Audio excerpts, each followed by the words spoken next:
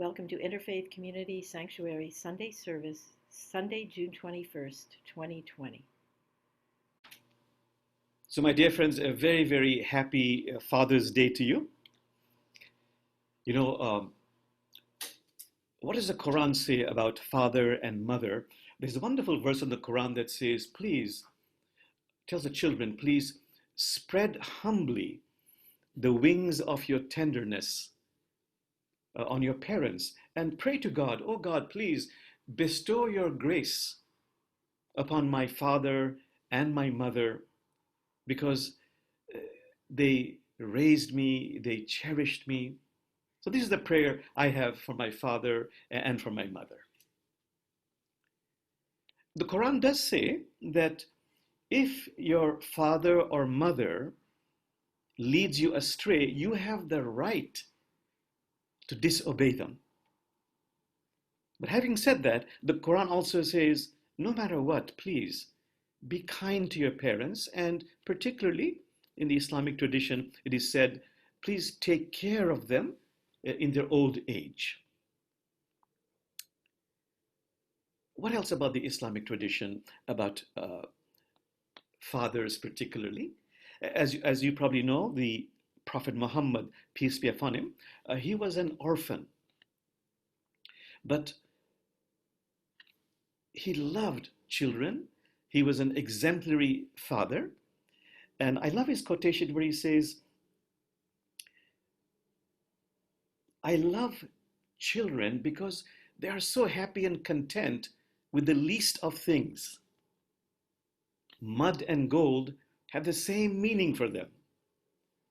And particularly, the Prophet Muhammad's relationship with his daughter Fatima was very beautiful. So here's a story of a time when the Prophet Muhammad, the father, came to his daughter Fatima and whispered something in her ear. And she shrieked out with great pain, crying hysterically. And so everybody said, what did the Prophet tell you? And the daughter Fatima said, my father, the Prophet, said that he's going to die soon. And she was in such great pain. And then a few days later, apparently, the Prophet came again and whispered something into Fatima's ear. And this time, Fatima burst out with exhilaration, excitement, joy. They said, Fatima, what did your father tell you? She said, I'm so happy. He told me, my dear daughter Fatima, you'll be joining me very soon. Such was the beautiful relationship between father and daughter. And of course, when Prophet Muhammad died, it was Fatima who gave the eulogy. And many Muslims know it by heart. I remember parts of it. Fatima said, anyone who has caught the fragrance of Muhammad's tomb will never desire, want any other kind of perfume ever again. Destiny has injured me, she said. Destiny has injured me with a bereavement so sorrowful, so painful, that had it fallen on the days would have turned into eternal nights. So my friends, what are some stories about fathers that resonate for me? Of course, as you know, I love Rumi, and I've looked at the story of Rumi's father. What a wonderful father who was so protective, who undertook this difficult task of moving the entire family from Balkh in Afghanistan, where they were, all the way to the Middle East. Of course, in those days, it was difficult. The entire caravan, it would take years. It took years before they settled in Konya, Turkey. And then when the father died, amazingly, a teacher appeared, one of the father's students, Burhanuddin. So the father had made the arrangement that when he dies, and somehow the news would reach one of his students that he had chosen, the student would come and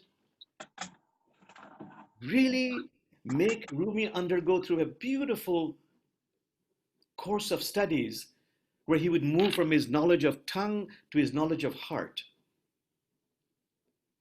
What a beautiful arrangement, because this particular student, Burhanuddin, he spent 9 years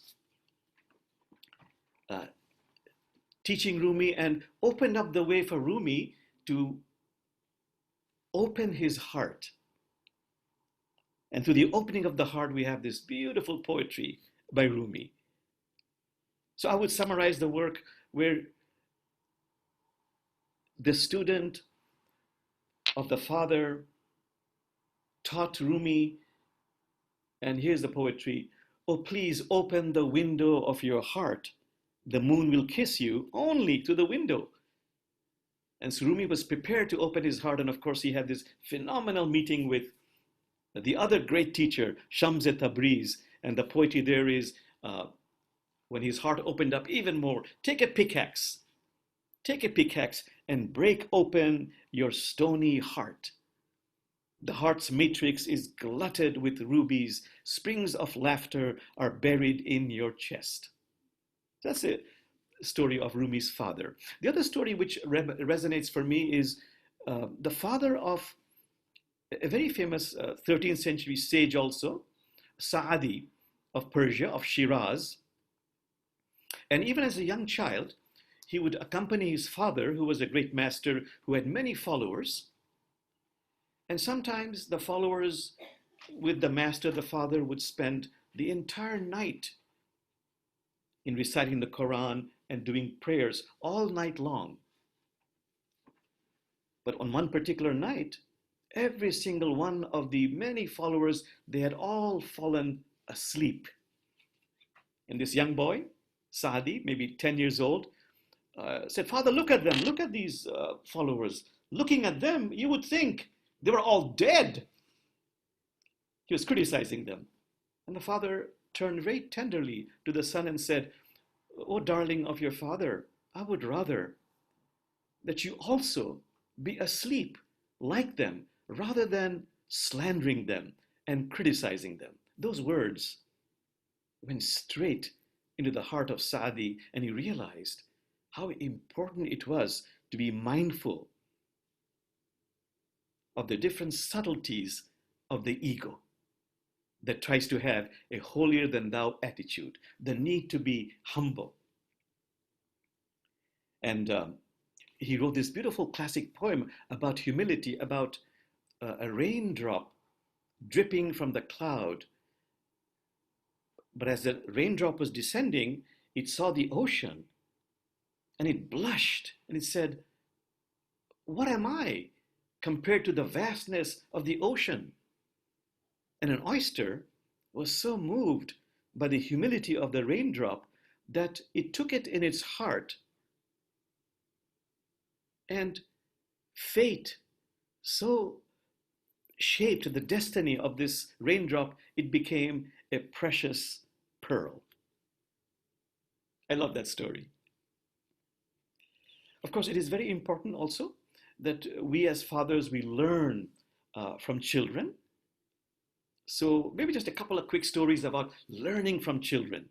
I love the story of that 9th century Sufi master, Hassan al-Basra.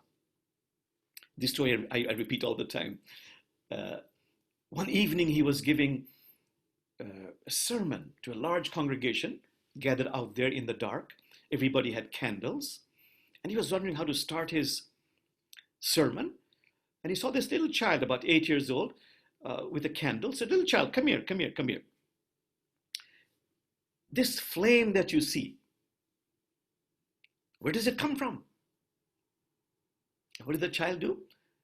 Looks at the flame, looks at the master, looks at the flame, looks at the master, goes, and says, "You tell me, where did it go?" So Bistami said he learned so much from that little child. The other other one is not a story, it's poetry by that wonderful poet Tagore. the first Asian to win the Nobel Prize in literature. And his poetry goes something like this. And he was a wonderful father, Tagore.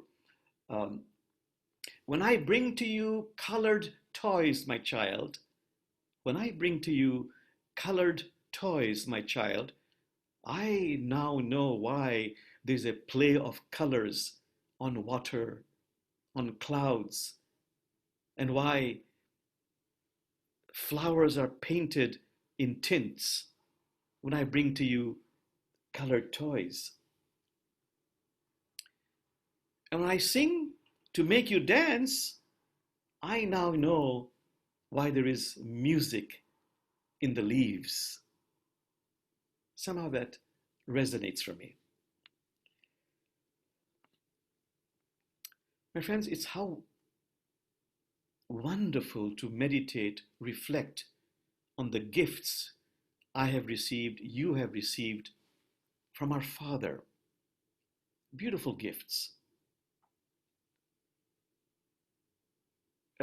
In my life, I and my siblings, I have a brother and a younger sister. I have an older brother, younger sister.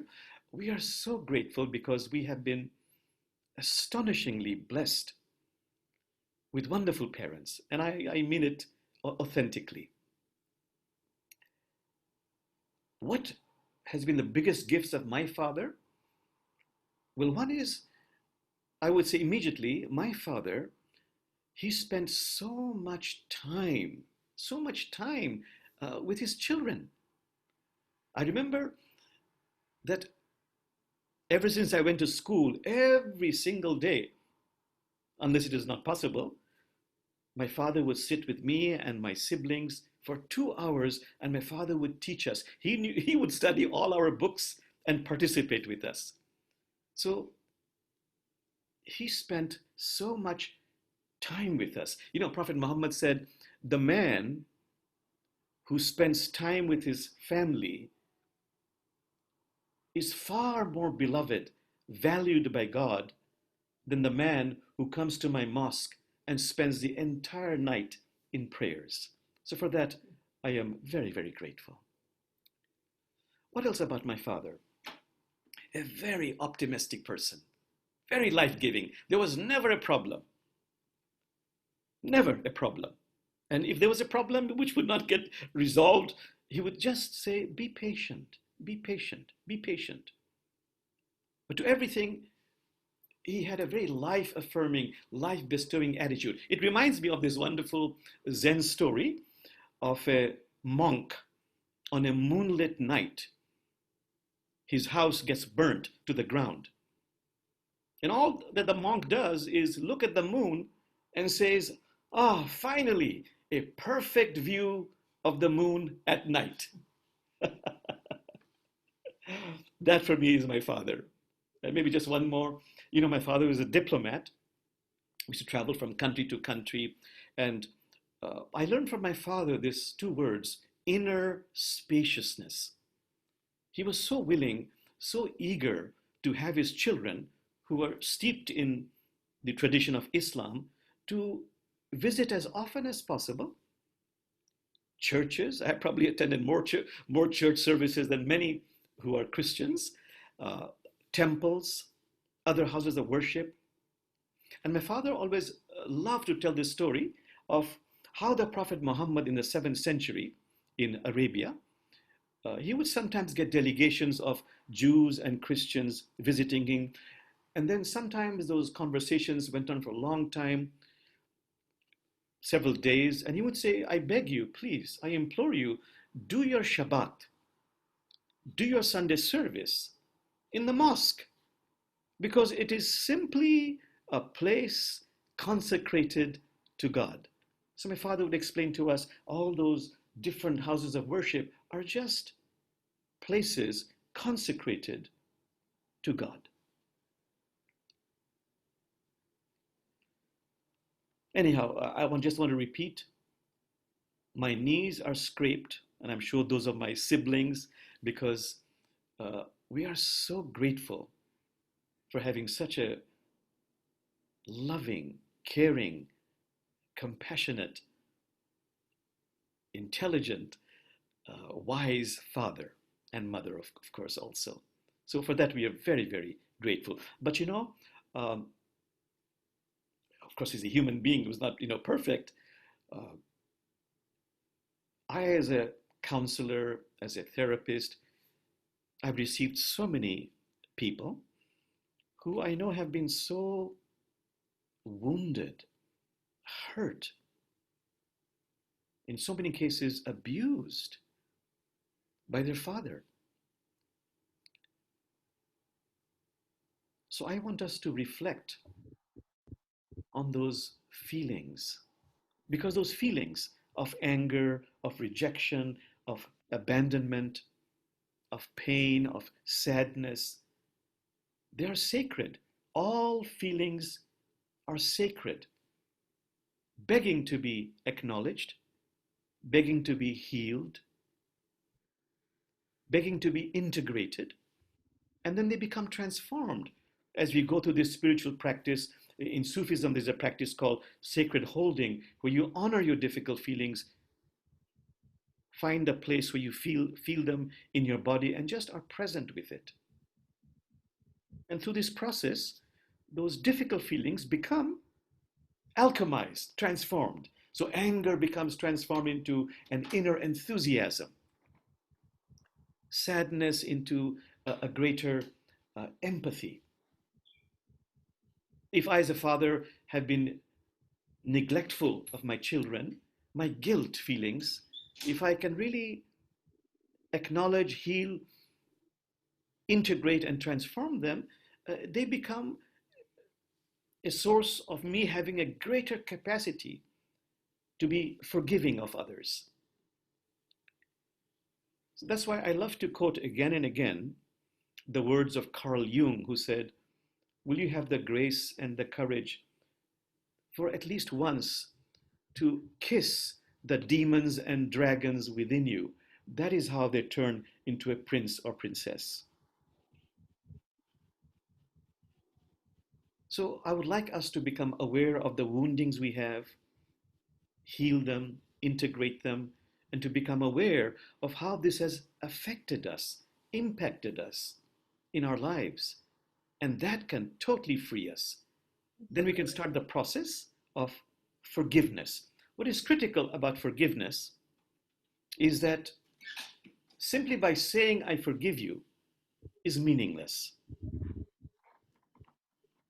It can actually be harmful unless I'm simultaneously doing the work of honoring those difficult feelings of pain, anger, sadness, abandonment. Again, I repeat, of acknowledging them, healing them, and integrating them. If I don't do that simultaneous work, I am what the great sages say doing is whitewashing a burning house.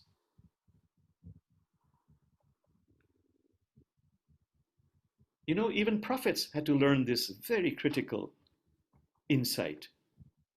Prophet Muhammad, he once received somebody who had murdered his favorite uncle. His name was Wahshi. And the man said, "Please forgive me." And Prophet Muhammad said, "Yes, I forgive you. But I ask you a favor. Please don't come in my presence for a long time."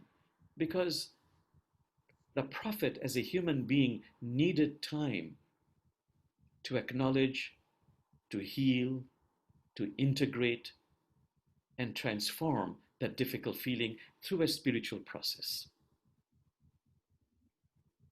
So, my friends, I will now just quote a humorous verse by Hafiz. Please take it in the right spirit, who says, what do sad people have in common? They build a shrine to the past, and they do this strange ritual quite often of wailing and lamenting. And what is the beginning of happiness? To stop being so religious like this. We have to do this work of forgiveness. And in my meditation, that's what we'll be doing. We do it every year on Father's Day. But one last word, because in this sermon, I'm supposed to talk also about courtesy. In Islamic spirituality, there's a word called adab, very important word, ADAB, a refinement of manners. And it is based on the realization that each one of us is blessed with a divine spark. Christ nature, Buddha nature, Elohim nature, Allah nature is based and rooted in the verses of the Quran. Every so where you turn is the face of Allah. Every so where you turn is the face of Allah. Or the other one, we are closer to you than your jugular vein. This is God speaking. Or the saying of the Prophet Muhammad that, worship, speak, and act as if you are seeing God. And if you cannot see God, know that God sees you. Therefore, what does adab mean in practical terms? If I'm meeting someone, if I am connecting with someone who's adversarial, can I make a distinction between behavior and being? I'm angry at the person's behavior, not at that person's being, which is Christ nature, Buddha nature. It's divine spark. And just keeping this differentiation, discernment in my heart and mind as I take the right action has the power, it is said, to shift heaven and earth. In other practical manifestations of courtesy, well, something my father taught me very, very well, and through example, please never gossip. I love those words of the Buddha. Dwelling on your brother's faults multiplies your own. Or the Islamic saying, veil the faults of others so yours might be veiled. I remember my father telling me, if you are so focused on continuously criticizing someone, you are actually judging the grand artist who made that person. And lastly, one more manifestation of courtesy. Again, something I remember from my father, who would always quote this. And what is the quotation? The character of a wali. Wali means friend of God. The character of a wali is based on nothing more than graciousness and generosity. So, my friends, I'm looking at the time. If I want to be gracious and generous, I should bring this to a halt and spare you more words. So let's just become very still and very quiet within. And if anything that has been said, if it splashes in your heart, if it resonates for you, just be with it for a few moments. Allow it, as the great masters say, to perfume your heart.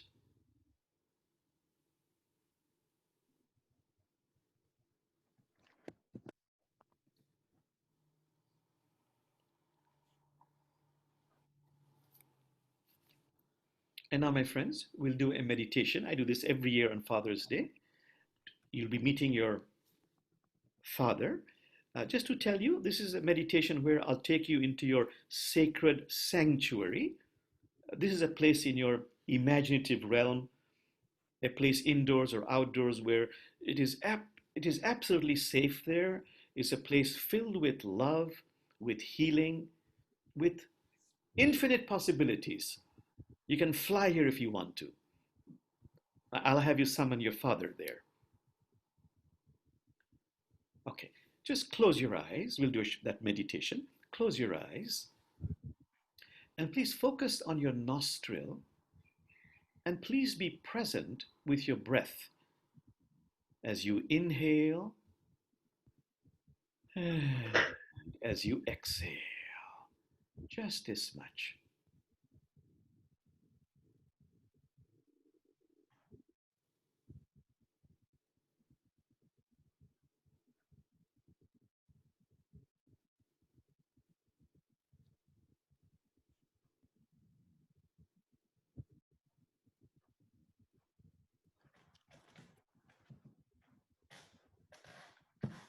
A few more moments, truly mindful of your breath as you inhale and as you exhale.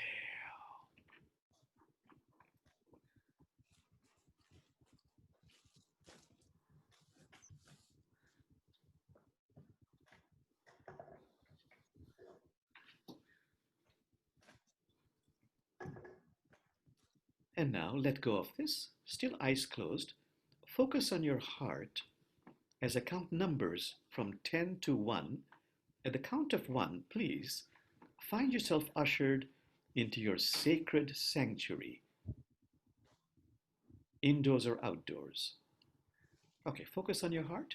10, 9, 8, 7, going deeper, closer to your sanctuary. 7, 6, 5, 4, 3, 2,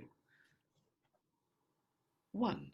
Please find yourself ushered into your sacred sanctuary. It's a place of absolute safety. Please look around you, sense, feel the astonishing beauty of this place. This place is so majestic, beautiful, and our souls love beauty. Please be there and remember, in this place, there is no judgment, only compassion, mercy, gentleness. It's a place of infinite possibilities.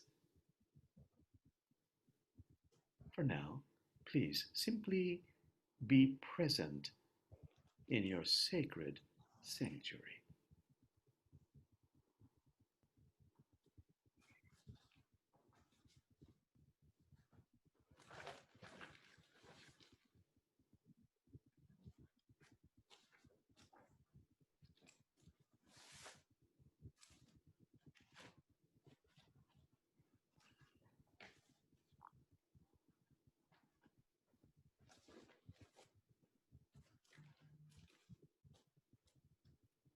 And now, when you're ready, in this magical, sacred sanctuary filled with love, blessings, please look up and find that your Father has been summoned. Remember, it's a place of infinite possibilities, alive or deceased. Your Father appears, not only your Father's soul. And souls love the truth. Please greet your Father however you want to. Have your Father come only as close as you want. This is your place. You have power here. This is your sanctuary. Greet your Father however you want to, but most importantly, please become aware of any feelings that come up as you see, feel, sense your Father. All feelings are sacred, please, for the sake of healing. Give yourself permission to feel them.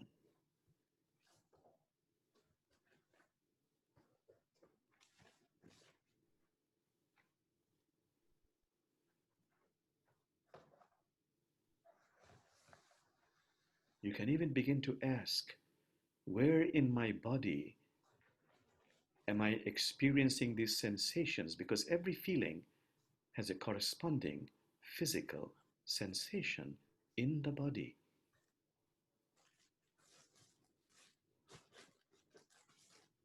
Heightening awareness, experiencing, tasting your feelings, no matter what they are.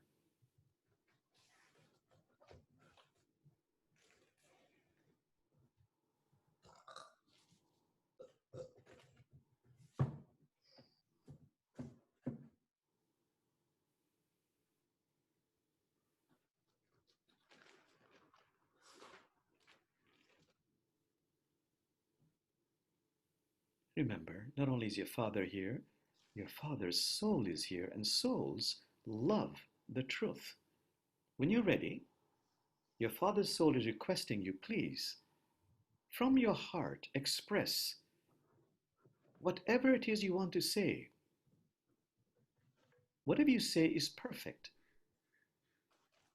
It doesn't matter what it is. In this realm, you're absolutely safe. And it is so healing for you and your Father as you express the truth of what you're feeling.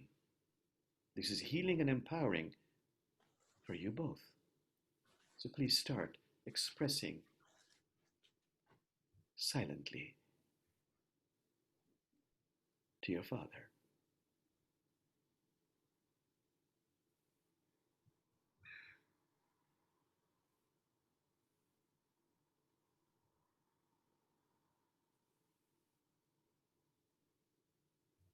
Expressing with feeling.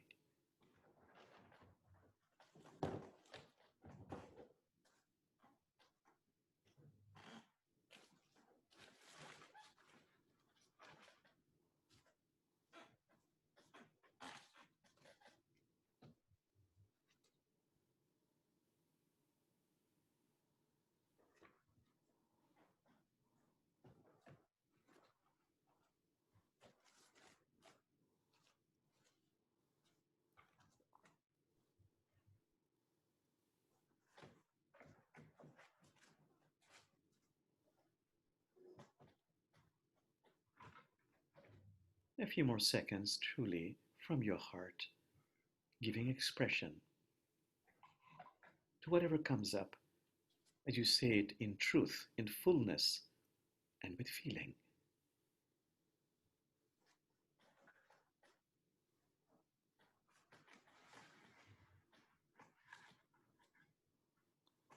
And then you're being asked, when you're ready, to ask yourself, what is my sacred prayer? What is it I want in my relationship with my Father, living or deceased? What is my prayer?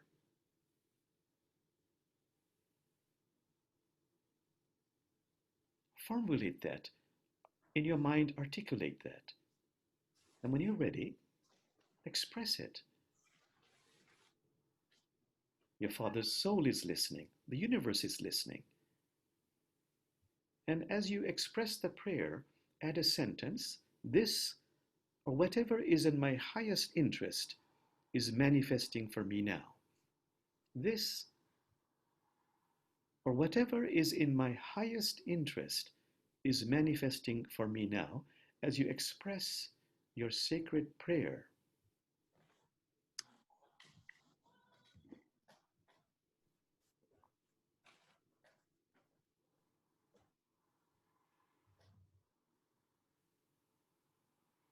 Your Father's soul is listening. The universe is listening. This or whatever is in my highest interest is manifesting for me now.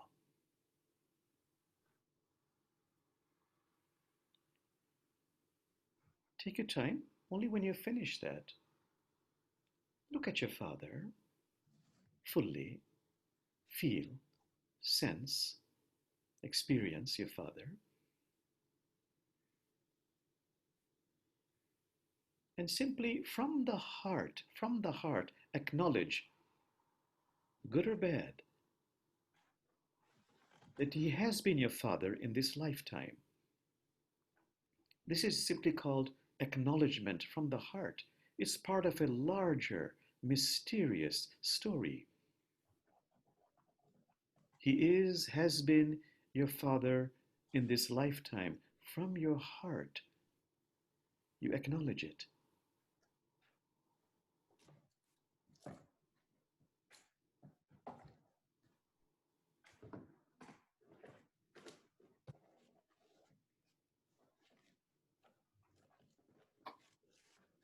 It's part of a larger, mysterious story.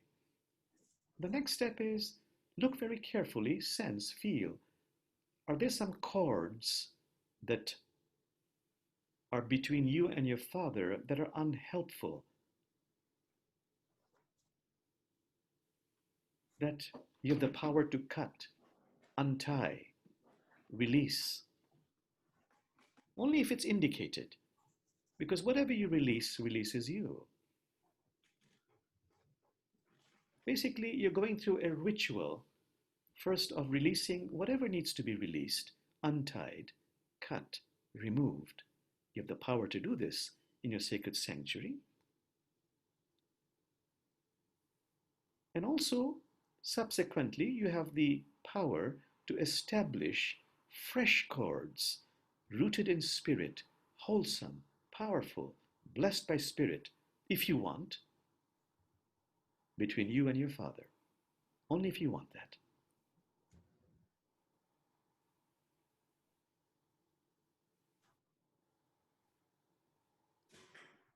You're going through a beautiful, sacred ritual of cutting cords and or establishing fresh cords.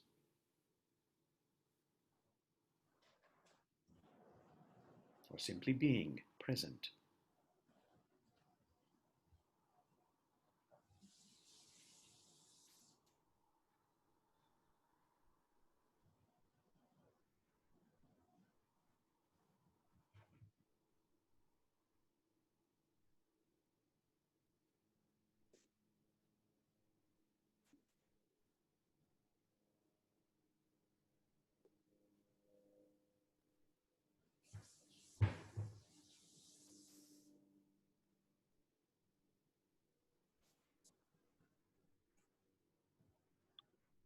And just be there, present, and begin to hear your Father's soul. Souls love the truth, thanking you, thanking you.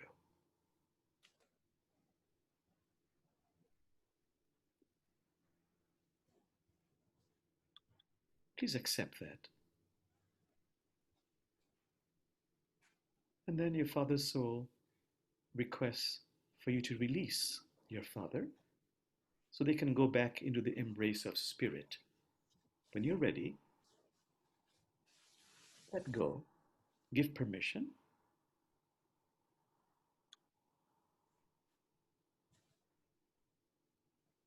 and ever so gently, as your Father's soul thanks you, really thanks you, expresses gratitude, you see your Father fading from your vision, returning into the embrace of spirit. And just be there, present in this sacred sanctuary.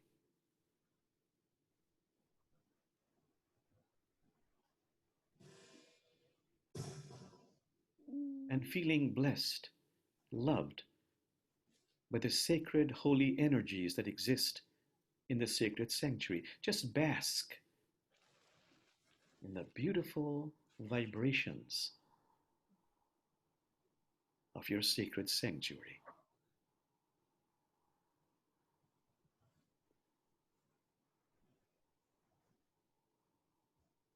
And before coming into awareness, it is traditional in some Sufi circles to focus on your heart and touch your heart and feel your heart.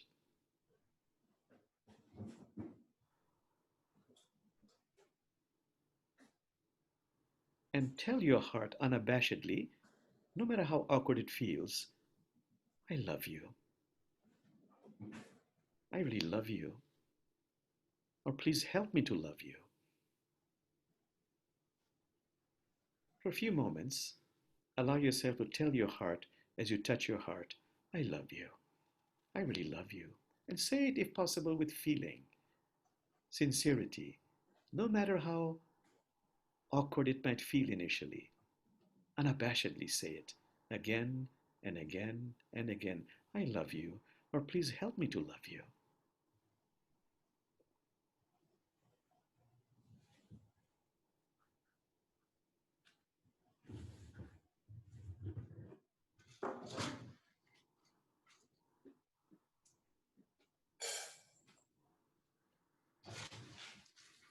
And now, as I count numbers 1 to 5, coming into awareness. Number 1, slowly, easily, gently coming into awareness. Number 2, feeling a sense of wholeness, release, 3, feeling a sense of inner spaciousness, so much more space for joy, love, passion to flow in. Feeling a sense of freedom,